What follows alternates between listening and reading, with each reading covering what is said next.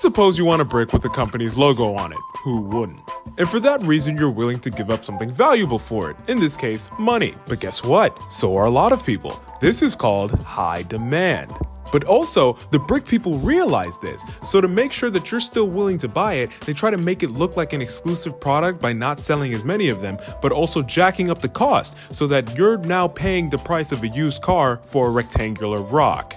This is low supply. And I know what you're thinking. Yeah, we've all taken high school economics before. Way to crack the freaking code, Sherlock. And to that I say, 1, rude. 2nd, I'm making a point, jerk. What happens when you flip the concept? And instead of a brick, we're talking about musicians. And instead of your money, we're talking about your time and interest. But when this happens, we achieve what I like to call Song of the Summer. Song of the Summer. Song of the Summer. The Song of the Summer effect. Song of the Summer. Here it is. This is where an infinite sea of musicians of different skill sets and talents on the internet are vying for your very limited attention, time, and interest. Remember, when demand is high and supply is low, that usually leads to a high quality product.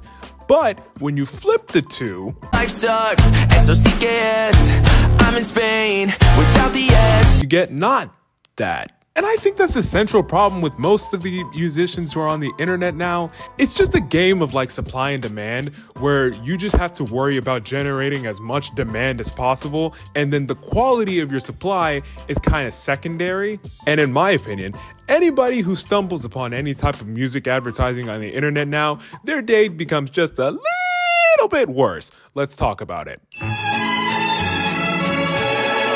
Now, some lyrics are so emotional, they're so personal and packed with deep meanings, it's as if they're penned with the blood of the artist. Then there's the sound and the vibe that just makes you feel like you're being transported to a new world or something. It's just that deep.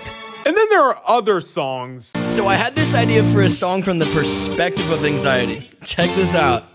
Hello, my name is ruining your day with overcomplicating. Everything has a shtick now. It's stupid. And it gets so much worse when it's those ones that try to sound like they're relating to something that has got to be the most general human emotion. Like, for example, here I go. Hey, have you ever, breathed before? I know it's crazy, I know. If you have, then I wrote this song just for you and nobody else. I like to breathe the air. It prevents me from dying. Oxygen, nitrogen, combining them keeps me surviving. Facts. It feels mass-produced because it is literally produced for mass. You could spend days, weeks even, writing a song that's so deep and personal and emotional, or you could just find a hashtag that's doing really good that week, spend about 20 minutes writing lyrics, find, I don't know, some copyright-free beat online. I don't know how they do this, but it sounds the exact same every single time. Hello, my name is... It's such a stupid song.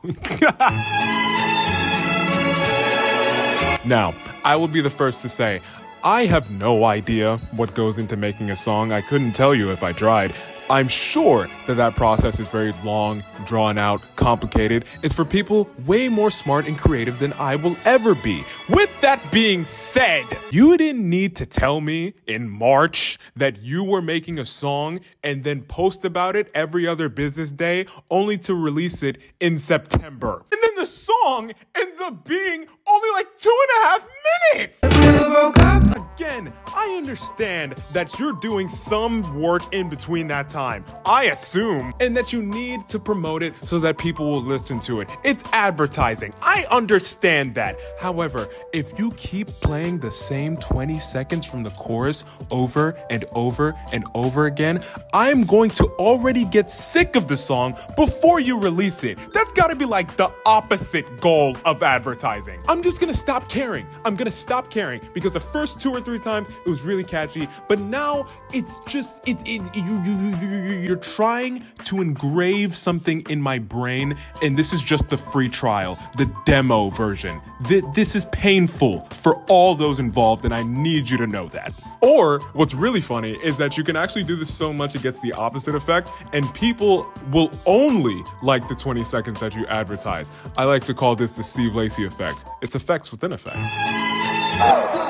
But in general, if any of you are musicians, I would like to speak to you personally. If you do this, we all hate you because of it. You are a bad person because of it. You will never find love, and I hope you forget how to breathe without concentrating. I mean that. Now, some artists will do these things, and yet the song is so good, I don't care. When Charlie Puth was putting out snippets of his album that wouldn't be released until a year from now, I listened to at least one of them every day. I would open the app, listen to it, and then go to school. That was a daily routine. I'm not even really joking that much. And I'll be patient and I'll wait, and that's fine. But the problem is, when I finally get it, I hate it. You want to know why? Because I fell in love with the song when it sounded like this. See her in my morning coffee glaring at me through the glassy surface there. I didn't ask you to start doing all this. She's the ghost of Chicago. Again, I don't make music. I understand that. So I know that's just like a demo version and you're not done with it and it's like it's still in development. You just wanted to put out like a draft or whatever.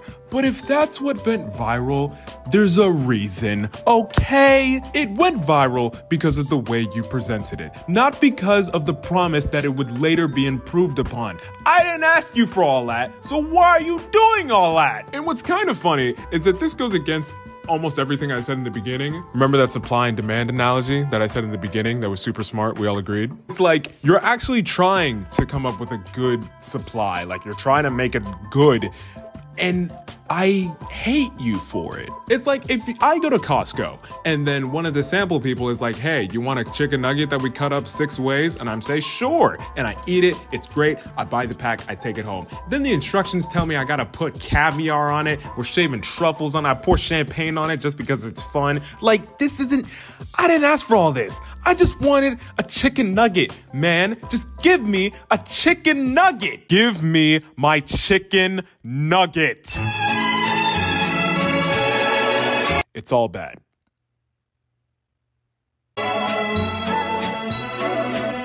No, I'm just kidding. Could you imagine if that's how I ended that video?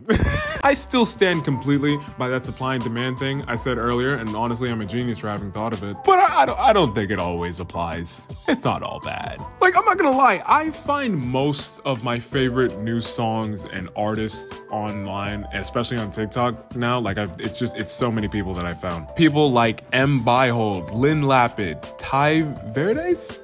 Ty Verdes? I never knew how to pronounce his name, actually. Joey Valence and Bray. I made a few videos to their songs. And it's not even just artists that actively promote online, like that's where they started. I just find new music there. Does that make sense? Like, I'll find old music, but it's only been presented to me online, and I'll find it there.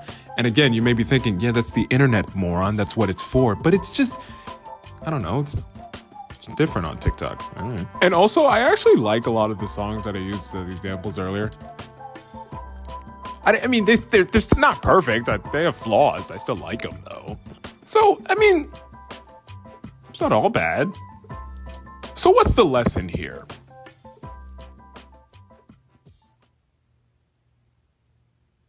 I think I've made my point.